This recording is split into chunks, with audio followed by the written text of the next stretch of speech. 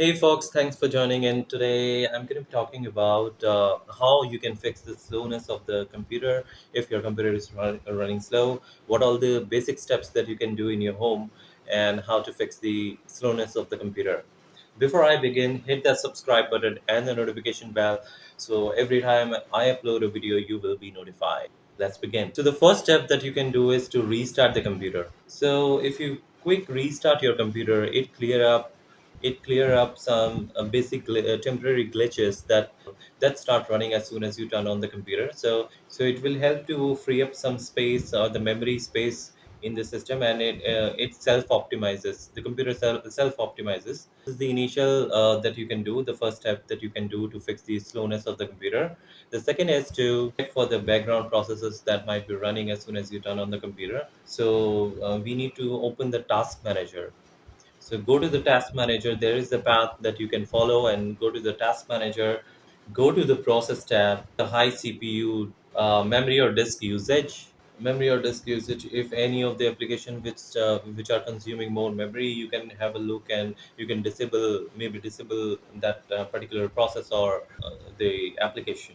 The third step is to disable the startup items. Disable the startup items. Follow this path to disable the startup items. Again, go to the task manager, startup tab, and you can disable the unnecessary apps which start running as soon as you turn on the computer. The next step that what we can do is we can always scan for the malware or virus, if any, in the system. We can use the tools like Windows Defender, Malwarebytes, or Avast. The malware often causes performance issues, so we can check if there is any malware or any virus in the system. The next step we can do is to free up some disk space. Free up the disk space or run disk cleanup. Consider moving the files to the cloud storage or storage that you might have.